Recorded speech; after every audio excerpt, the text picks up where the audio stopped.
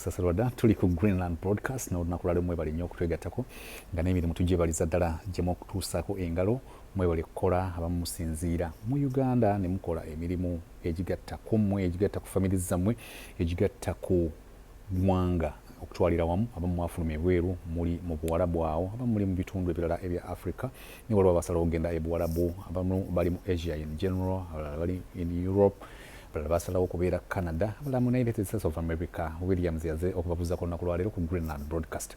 Ensonga ziri bbiri olunaku lwaleero zensaba tuwuziganye nze naawe nga nze mpite eno gwe n'oyita mu comment section mu share ne view ne like yo.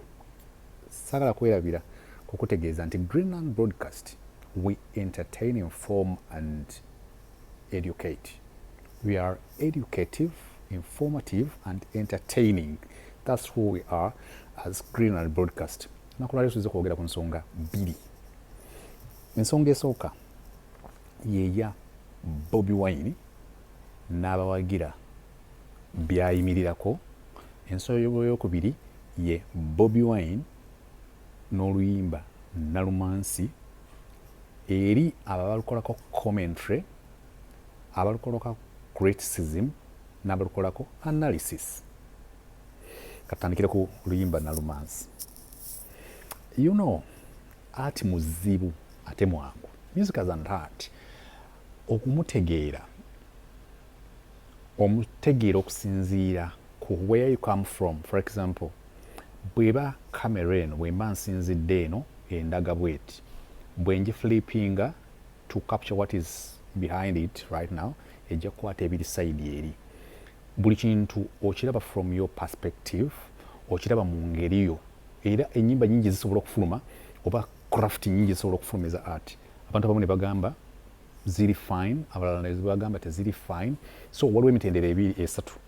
You can do criticism, abamu basobola okukola positive criticism, positive and objective criticism, abalala basobola okukola negative criticism. Then another section of people who give views be bantu abo abajja ne bakola commentary, abakola comments ku products ezenjawulo bwe ziba zifulumye.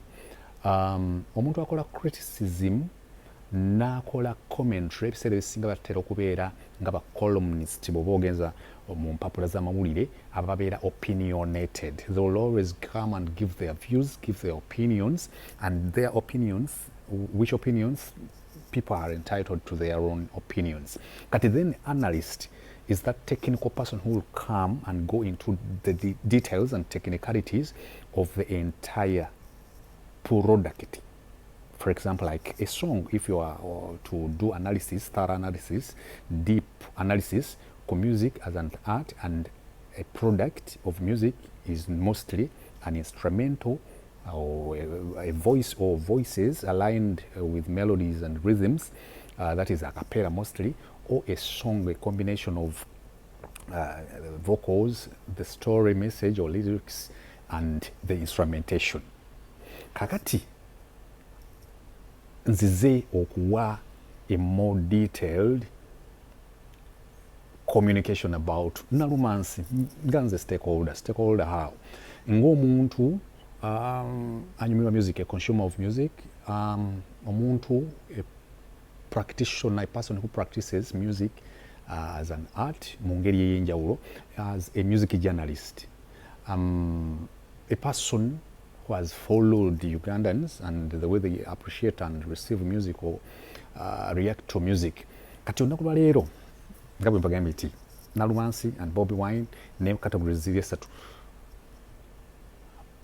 Abantu bonna bagenda e Makerere eyo ebiseera ebyo wa mwami Mangeni. Buli muntu yalina kye yajjayo. Of course ogendo e Makerere waliyo kye bayita music, dance and drama. Abantu wagendanga nga bakiyita MDD but nosalawo I'm doing dance, I'm doing music, I'm doing drama as a major. Kati Bobi Wine ekimu ku bye yafuna ennyo mu Makerere University kweyo essomo liba mugamba libatera omuyeerezaako kwe kutegeera butya bwe bazannya ne poetry, engeri gye bazannya ne literature. Bw'oba oli muwandiisi wa parody, poems, literature. Olina okuba olumu ng'osobola okuteekawo suspense, tensioni, satire n'ebirala bingi nnyo, details nyingi nnyo. Kakati Bobi Wine yayiga ebintu bingi emakerere in my opinion, because ebiseera ebisinga mwenna abagenda ku department emakerere mukimanyi nti when you watch these guys of Theatre Factory, Fun Factory, the guys who do comedy scene, when you watch or listen to the works or watch the works of the guys of the likes of Philip Ruswata, bonalaba abantu abo, they are kind of unique, they are kind of exception. Ajjana akola craft noga omwana oyo ye kyakoze akijjeeyo nga bw'osobola okuwulira omuntu yakola quantitative economics oba yasoma statistics n'ebirala ayina lines nga ssatu zakoona noga yeeyo oyo statistician ekintu kyayogedde kyekyo. Ab'emipiira nabo bawulira bye bawulira ne bamanya nti yes kyayogedde kyekyo. But today I come to kind of okwogera ebintu ebigaziko ku Luyimba Nalumansi. Katwogere ku kisooka.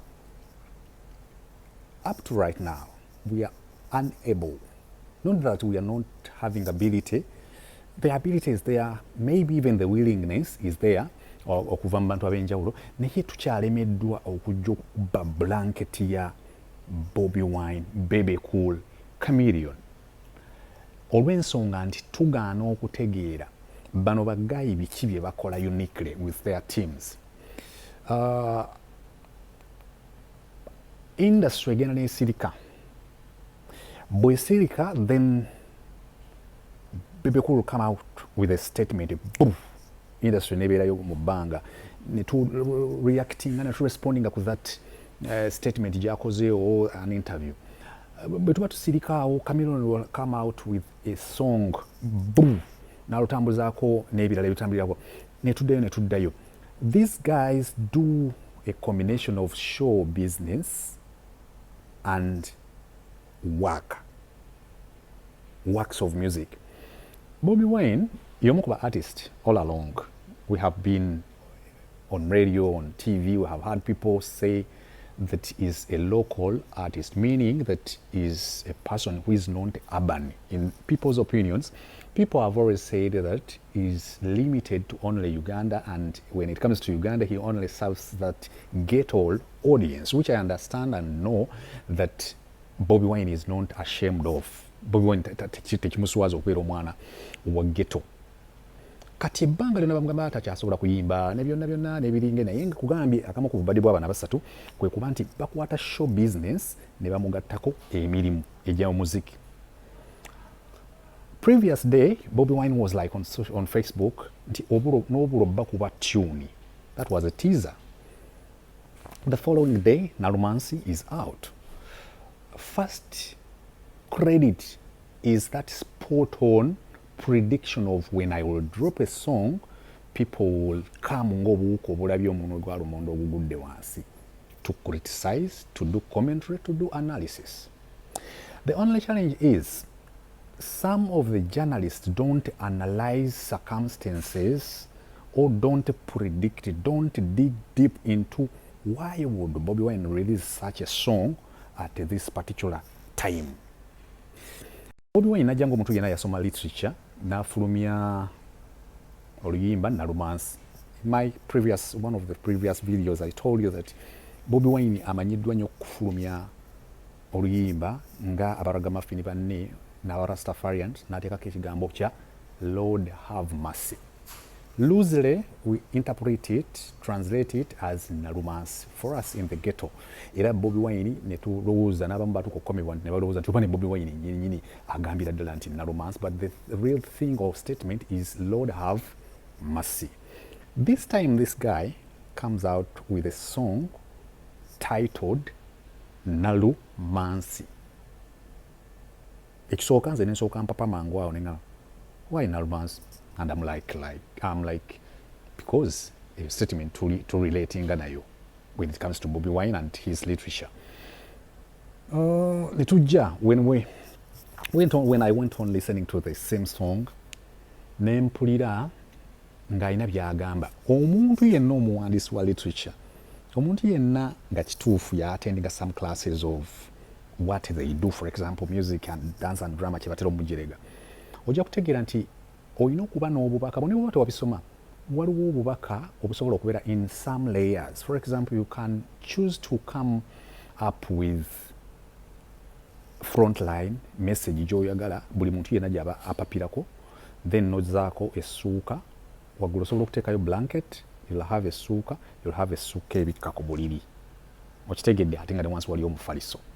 People will always concentrate on the duvet, the bed cover at the top. Oba bagamba on the top, Monica onambuulira. At the top, kyonna kyekiri oba on the top. Kati Bobi Wine being a person ayategeera ati ono jukira musomi wa bitabo, asoma poems ezo, asoma literature books, asoma stories, watching movies n'ebirala bingi nnyo. In my opinion, this time yazze ng'agenda ku releasing Luyimba naye n'atukuba some humor and satire precisely yasoose n'ebeera ku nalumansi. N'ayogera ebigambo ku nalumansi naye tugamba naye dda tasobola kuba nalumansi yekka. Then atandise otuwa ebigambo biri binakutegeezezzaako. There is suspense, tension n'ebirala byonna bisobola okuyitako. Era olumu I tell people when I interact with artists that when after writing a story, a story for a movie, there is a story and there is screenplay. Yes, screenplay, the detailed package or steps is not taking your Selector Williams mu story ntugamba musajja agenda okutuula wano atunuulira kamera. Screenplay is the details agenda kwogera biki era byogera nga actions ezirisi emikono gye gitambula gitya atemereza amaaso atya byonna so ba costume will always forge costumes according to the screenplay aligned with the story. Kati guy najja nalumansi tugamba like ayina agamba ani tinaye atanye waliwo n'abasajja katumuwulirize byagamba munda. A song like I've always told you on TikTok, on social media platforms, or on this Greenland broadcast, or on across.com, Luyimba luyina emitendera mingi nnyo. Some people will go for the literature. Lyrics zino bwe zitambula, people ng'agoberera bigambo, nga is listening to Basudde, Kafeero, Christopher Sebaduka Baligidde, Misera Sega Mwenge, Irene Nachito, Margaret Nampa, but is Jaka Nabwami oba Aida Nantabazi, but is following bigambo yetavudde ku ndongo. So ekyo kinyusi ku Luyimba. But mu Luyimba, people can appreciate the person who wrote the story. People may appreciate the composer. Others will appreciate the arranger, person who does the chronological arrangement of events of that song. Or geography, mostly we call it geography. Abalala bajja genda into detail how the backline progressed. Abalala bagambe nti Wabesi yabadde mulungi nnyo, rhythm guitar yabadde mulungi nnyo, bagambe nti Walid guitar yabadde mulungi nnyo, abalala bagambe nti our drums or jams yabadde mulungi nnyo, congas yabadde wakabi shakers zabadde wakabi tom drum yavuze bulungi nnyo, tenor byonna ebyo. Other people will say like ayakutte amaloboozi okugagatta awamu bw'ati yabadde mulungi nnyo, ayagenza okumixinga yabadde mulungi nnyo, mastering. So what I am doing now is analysis, because what we have mostly had is commentary, giving opinionated submissions, giving criticism. Byonna bikkirizibwa, but what about nalumansi in detail, technically? In my opinion, of course, bwe naluwulira ne mmanya nti ekisooka atutiizinze atuzannyidde ku bwongo. When I saw Noble Balkuba tune, I thought the song would come some weeks later, but the song came out the following day. It was a good teaser. Kati n'atuwa ate n'atusumbuwa obwongo, came out with nalumansi. Bw'ajja ne nalumansi netutakula obwongo ne tugendamu n'ebigambo egindi bampita gundi lwaki mmwe temundabawo kale naawe bakukozesa naye gwe tokimanyi. Otyo the guy is disturbing us. Kyovula nti abasinga okulutegeera musical ebyasoose ne bigaana awo kuba twasoose n'ogamba naye agamba ani omusajja tabanga agamba aba opposition baali nabo omusajja agamba Buganda nedda agamba abaganda abava mu nuupu mugundi mu people power ne bagenda eri aneha oba agamba ani. So oyo abeera muntu ayategeera art, because for example I normally give an example. bw'oba olina blood system moving nga wagiwatchingako mukyala oge bamita oge okoye yajja n'ataasa abaana omutola Gerard Kayinde abaali battiddwa Genevieve Nage yalina omwami we amanya omutole Kayinde naye omutole bwe yaleeta sister we Genevieve Nage sister we neyeddiza amaka n'ebirala. That is story n'ebeeraawo. Naye bano abawandiisi ba movie ba John Segawa bateekamu ebirungo ebyenjawulo. Waliwo bateeka humor, waliwo bateeka tension, waliwo byonna baba babigenderere. Sometimes if or watching a series there will be suspense of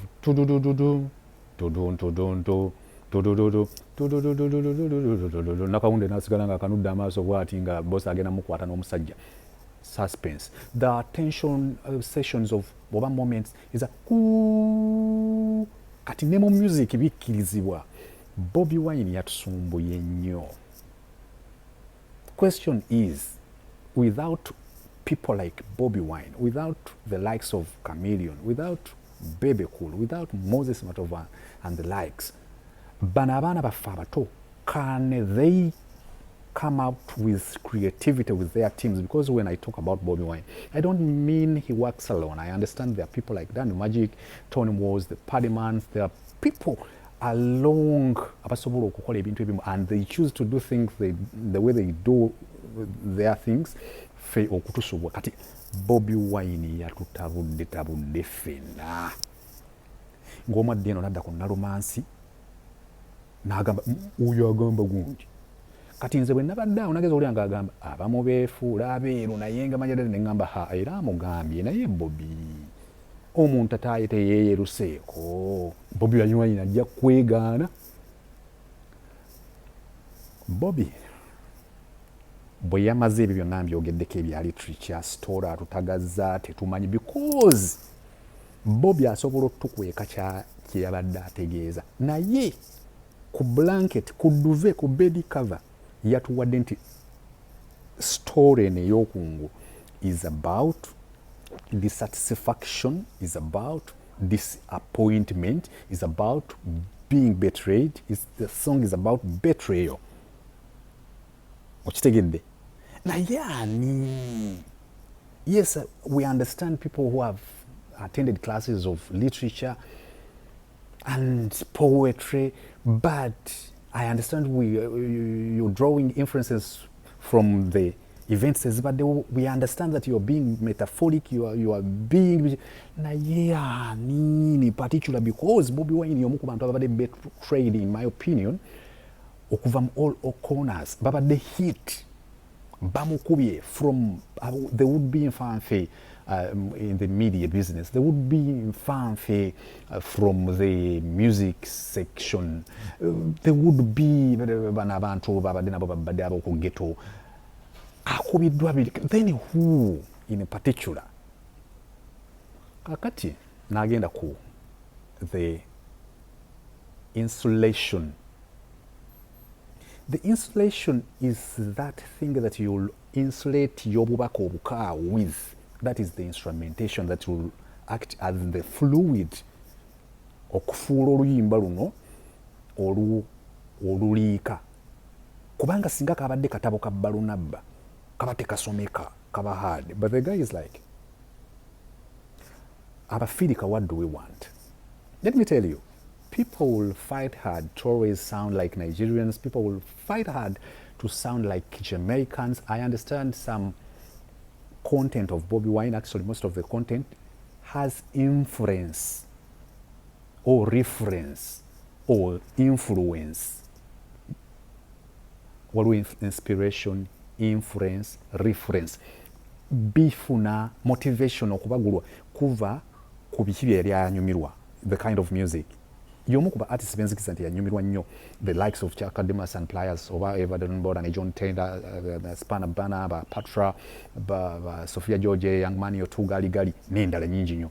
So ojja kwekanga nti ajja kwekona nayo. Even us who communicate, there are people we came up or grew up looking up to. Wekanga that sometimes the people will say to you, you sounded like this guy who used to work on this station.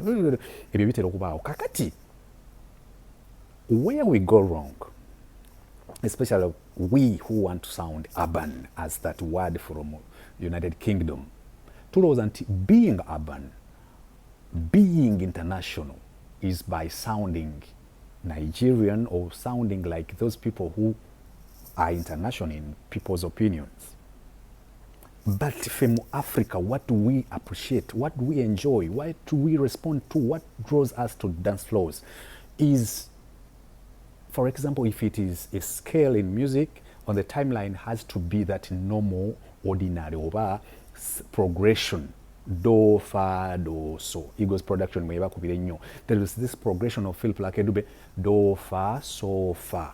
Progression. There is a progression of Maddoxy, eya do, fa dominant. Do, fa dominant, oba do, so, fa, so. Eyo naye yabira abali technical nyo bapademani babitegeera. In Africa, the beats we have appreciated mostly, first of all, are the beats the Congolese slaves got from Cuba when they went to Kolo Obundu. There is that combination of bossa nova. Bossa nova from Cuba means high life, new wave, new life, new generation. There is that music that is like that is bossa nova. Salsa is almost close to that. Twist is always so people used to go to bars every weekend nga bamaze okukola obuddu in Cuba, Abakongo, about people who came from Belgian Congo, then now Democratic Republic of Congo, nga bagenda mu mbaga. Rumba meaning embaga, party celebration. The music that used to play in clubs, nightclubs, bars, for example, dancehall music from Jamaica. After the Wailing Wailers had came up with ska, rocksteady, lovers rock, roots, batandika leta bigundi byabwe style bya reggae styles ezenjawulo, Wailing Wailers, later on Bob Marley and the Wailers. Nene wabaawo bagaya abajja ne batandika okuleeta ekirungo that could have a 16 quantize. 16 quantize is a pulse per beat. 2 pulses per beat. There is pa, pa, pa, pa. Eyo pulse per beat. But there is pa, pa, pa, pa, pa. Pulses nkuba bubiri okukola a beat. Pa, pa, pa, pa, pa, pa, pa, pa, pa, pa, pa. So 16 quantize kyekintu ekibeera straight. Naye ate ekyarwege ekyo kirimu that quarters, kibeeramu crochet, kibamu ebintu bingi nnyo ekya. Not many people would go on the dance floor and be able to kind of pull out strokes eziri mu crochet, eziri mu beats, eziri syncopated ennyo munansonyiwa. Bino bitebira nnyo kubeera ku channel ya Greenland Broadcast. Kati people came up with two. Koksondo 2. Getting inspiration from the guys from the Indies in France and the guys from the islands around Jamaica. Trinidad and Tobago, Barbados, St. Vincent, Dominica, eri manyama mugundi America bagitani eri. Ye wabanga beats on a little bit of Mexico, then there is samba from Brazil, abakubanga 2. You'll remember that in between 1970 and 89, 94, because 91 or 4, up to 4, because the London Beat Afro, I've been thinking about you in 91, but Jimmy Chambers, there is albums ezafuma ebiseera ebyo we twasinga okufunira nnyo 2 okujja mu America okutuuka ku kyengendo okwogera kumanya mu Jamaica. Ojja kujjukira mu 1994, there is an album called Suddenly by Bill Ocean yakolebwa mu Jive Record Company. Kwekuli Luyimba Caribbean Queen. You remember that there is this lady from Algeria called Kelly Minogue with what kind of a fool do you take me for? There is No Shows with Chosen Few. The disco songs Unconditional Love by late Donna Summer. There were I Wanna Dance with Somebody within Houston. Nindala nyingi. Of course there were Thriller is exactly 2 there was Techno. Kati aba Jamaica came into ekintu ekitegeerekeka amangu. Kubanga Bob Marley ne ku album ye ya Exodus syncopation that is nkakonta is esumba, but then they came tundu dun dun dun dun dun dun. Chovola nti rhythm oba rhythm omudigido gwatunda nnyo because it was straight 1 2 3 dun dun dun dun dun dun munana munyana dun dun dun dun. So buli artist we Uganda alina okusooka okukitegeera nti in Africa we appreciate bajjajja b'abakongo kye bajja Cuba music yasinga kutambula yoli nsoose nenjogera ku bossa nova salsa n'ebirala eyabanga asooba for example songs like Nankei Nairobi by Mbiria Bell, there is Mbongo Love by Ndaya, there is Trezempoli by Table Rocheru, there is Bandenko Yabasi by Rambo Ranzo Makiadi Franco, there is Joski Kuyambuku Taz Chandra, there is Zaru Zaru by Sam Mangwana, there is another song called what Tokamaba by Franco, there is Savo Omoro Kumundankaga Mukaga Table Rocheru Rambo Ranzo Makiadi Franco, there are many songs. There is this African group called Luyimba, Linda Afrikaners, olulinga tuchigalawa area we. So rumba was like that. Kati bwe baleeta ekyo mu Congo, Abafirika ne tukitegeera nnyo. Groups like Supervox ne disbanding from Congo, abavaamu abali bana Kenya n'aba Tanzania n'aba guy from Rwanda. Supervox ne bajja bakola Super Mazembe, Simba Wanyika ne bakola Lesu Wanyika. Sina makosa, shauri yako ne zitambula ne Kasongo. Kyovula nti a person who listened to Kasongo can easily relate and dance along or sing along ku wale wa Jose Kachi Chameleon. Oba bingi. Ekirala kye lwa appreciating nga Abafirika. The beats zize nkutegezeza eza Fingal, Burning Flame, Arrow, Red Plastic Bag as a Ding Dongo, Feeling Hoti. Then from the Indies there is Seo Sera, there is Koreseve by Kasavu, Ewule, n'ebirala. Kati bwe oyagala okutukwata omubabiro ffe. Oyina okitegeera nti tegeera baani abajja batunda what beats ba Africans were appreciating. From South Africa, twatandika jjukira Abafirika be basinga obungi mu Jamaica oba abaddugavu sagala gamba Abafirika in particular naye inspiration bagizijjamu St. Vincent Jalazala, Judy Butcher, Sophie Harkins, Joyce Bondi, Babla Jones, there is bangi Donna Mary bonna bali eyo. From South Africa ne tutandika okukwata match ne techno beats eza disco 19 kutuuka mu 7 nga mu 8 ne tutandika okukuba 2 from Mbakanga. Mbakanga is Bobitso bw'oli mu luyimba lwaita Ding Dong lwa Philip Lakedube. Ne tutandika okugenda 2 okuva mu Mbakanga owa Marabi Isokangia Kusanda The Lion Sleeps Tonight ne tutandika okugenda 2. Era ojja kujjukira nti music wa 19 munansonyi wanziruka speed because point njalo okutuuka kati mwena nyinza okuba ndaba confused nze dda. Yeah, why I appreciate Bobi Wine's music, why I appreciate Chameleon's music, why I appreciate Campero's music, why I appreciate Sabata's music, why I appreciate David Luttaro's music. Kwe kubeera mu normal scale African beats okuzitegeera obulungi. Kati bano bagaya ba South Africa ne tuba appreciating nga nkulaga beats ezikutte Africa. Lwaki ne Bobi Wine tulina okumanya nti sagala ga muyayi mugezi ne tiimu ye okubanga bamanya kiki ekitukuba.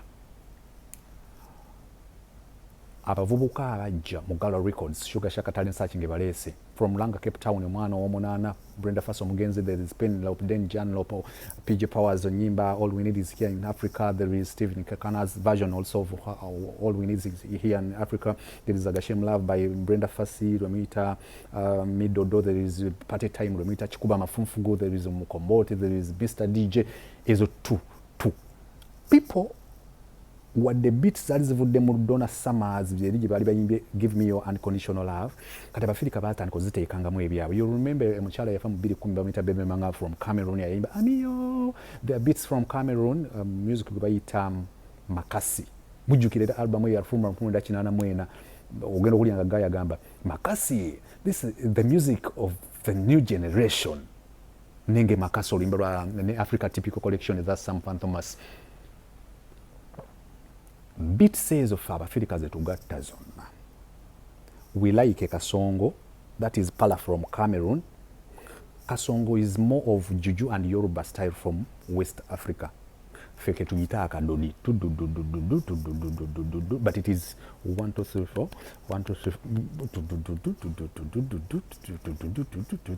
3 bwe tugenda then the match beach nejja you've tu kyogattako gw'omanyi ovala badokita tibateekako kaku drawing getting it from fingal burning flame ready plastic bag n'abalala ne bakizanyiramu muzanyiramu kamiliyoni yakutte suukuusi n'amutukuba wano n'abeera number 1 Bobi Wine yakutte biri byonna byenkunnyonnyodde nga bwe yabiteeka mu Aida mujjukira tondondondondo ekidongo ekiri mu Aida oluyimba ne lukuba entongo bano gye bamugambye namanyi abeera loko ng'ayingira ku muntu w'abansi actually what they have been saying about Bobi Wine being local kye kibabonyaabonya tudde if they had woken up from their slumberland singa tabasumbuwa ebyo byayimba tundundundundu manya omwana kyale nga singa along songs ezo tozizanyisanga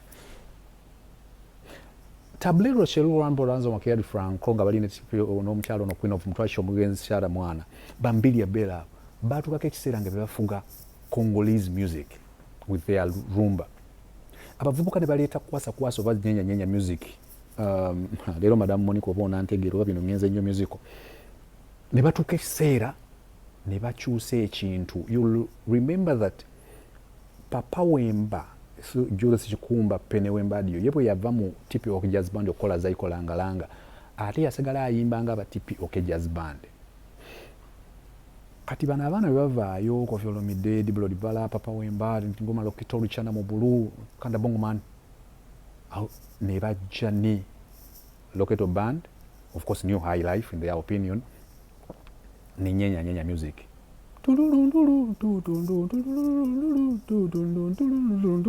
ejo za tu because aba South Africa bali batusumbuye nnyo nga abakongo bakyasooba Bobi Wine we naluuliriza na romance bwend to me I was like atukubye emirundi mingi story natusene nga mu bagitemedde mu kkubo nga nabadde olugambo nkyalwagala I was like kale oba Danny Magic yankwesa ebidongo ne pade waliwo brass za pade zimba njagala ninga katulunga njagala bingi kubanze nduteekamu muno netandika okuliza ha but away from all that called progression is straight to the point Bobi Wine ye bwayimba and he is a Banton artist, meaning a storyteller. A storyteller most of the time will need no minor or chromatic progressions. Chromatic progressions byebyo okujja ne weetoloola n'oyimba ani enya. You will do music. Ekisinza okutunda bano abaana abamu America abo naddala.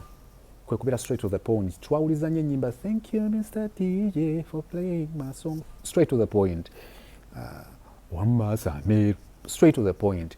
Bonna bebe manga hallelujah tumule that gospel song olumu ku nyimbe zikyasinza okutunda in Africa from Nigeria olwa onyeko nenu lwe muyita malaya fumbe. There was this song by Saint Mbaga later on redone by his wife Tilda and a group writer wrote Cafe Jazz Band by Sweet Mother. Sweet mother, never forget you.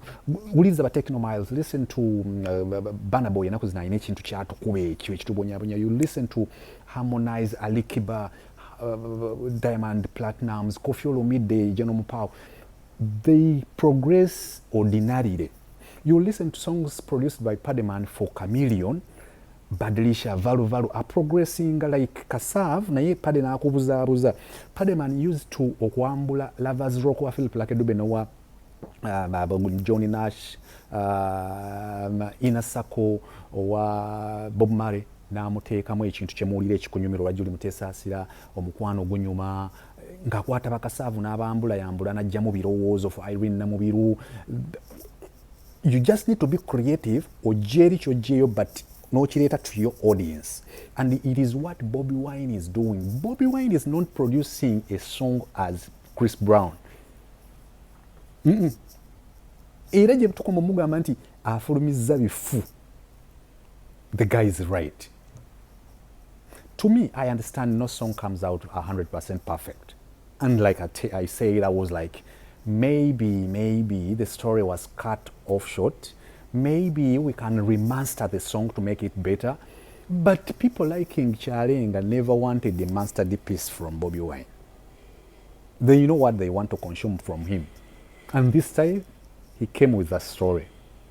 Nabagambo, na yugira, bigambo bi. Buyamazo byugira, na yimbanga Bobi Wine. Na yimbanga Bobi Wine. So if you need a Chris Brown, you'll go for a Chris Brown, you'll go for a Bruno Mars, you'll go for a Justin Bieber and look for them, John Legend and the rest. But in my opinion, Bobi Wine just needs to better up his sound, mixing and mastering. Because this song, in my opinion, so for copyright purposes, ekiyimba kigenda kuba. Bobi Wine yafulumya oluyimba Kyalenga. Nali omu kubagamba nti ze sound saagitegeera. Bannayuganda banswaza ne baŋŋamba ebibiiso by'okanula n'amatu ag'abangalala. We shall eat the song for us, we know the Bobi Wine we want. Mbeesonyiwa. Bobi Wine, ensonga yange ey'okubiri yabadde about Bobi Wine n'okukula kwe. Ebyoluyimba luno bikomezza wali so that I don't confuse you more. Actually, I can just precisely give remarks, ending remarks of, in my opinion, Bobi Wine sang for his niche, the target audience, and Bobi Wine communicated effectively. There is normal communication, vague communication, but he effectively communicated to his niche, and he was spot on. Bwe yatukutte ffenna obujega n'atulowoozesa ne twogera n'ebitali bituufu n'ebikyamu byonna up to right now tetunnategeera, but alina gwagamba naye ani wizi Nalumansi, ate lwaki yeeyogeza Nalumansi ng'alabika mulimu n'abasajja. Awo atuyina. My opinion is Danny Magic, I understand as a production person who has been a part of the other group of Bwemati Minze nabo bandi bonna, always offended when people come up. Nange nyine nyimba zengamba nzikanyiza nalo. Like nkugambe n'olumu lwennyini lwafulumye. Olubye ngamba wano papa andyongeddemu ku there are things byempulira ku nnanga awo rhythm n'ebirala nga bwe mpulira waliwo ekidongo kye baakuba ekyo bawazi marimba ne bagikuba mu low octave gongongongo ekyo ekintu ekiggulawo mu gundi mu aida gongongongo. That is kwaito. To me as omuntu I appreciating the music nga nyone sente zange ku Berklee College of Music. If an African artist can produce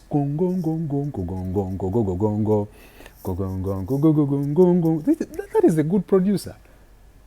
That is a good producer, because I'm not looking for Chris Brown. I'm not looking for a song from John Legend. I'm not looking for another Enya. I'm not looking about a song coming out of Celine Dion, mother of Eddie and Nelson Narongoyo.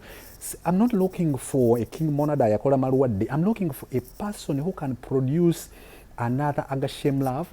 I'm looking for a person who can produce Ikati, Luyimba Rokondre Zikubu, Kaperide Nyama Yange. I'm looking for that African person who's able to produce sound yokujija mu instrument ogenda mu plugins ze najjamu that tone.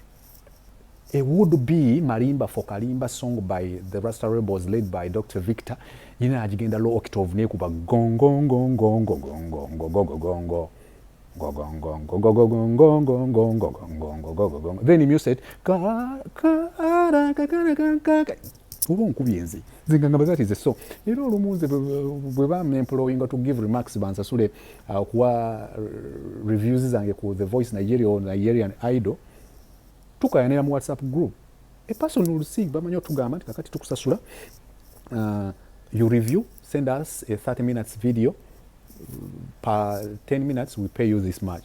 In my opinion yo yayimba simple. Nzolumu abantu bamwe bemulowooza nti bebakabye ennyonyo. I don't appreciate. I'll come out nkugamba omuntu ndikugamba nti Cindy ne Irene Nambiru mu Uganda tetulina bangi. There is a difference between having a good voice, being talented, but there is a person that is uniquely executing. Chuvula tulina recording and performing artists, but we also have stars. A star is a person who is gifted vocally, but is executing exceptionally, goes beyond elasticity. The person executes beyond others gwe bayita star.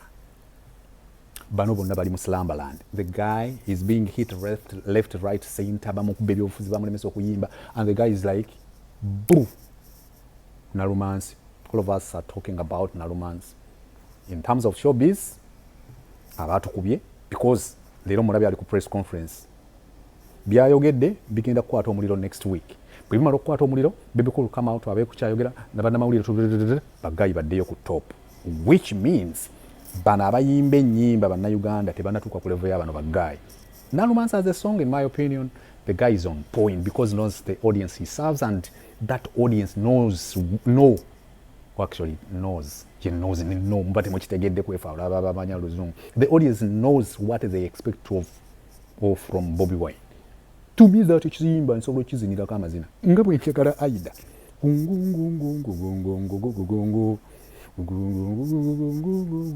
then nga zedani magic nkuwa sente. You have understood your artist. Nga bwolaba Padde ne Digibawa bategeera ne Case, producer Case bategeera Chameleon technology. Padde yakuba oluyimba valuvalu n'owulira Chameleon nga atudde muli.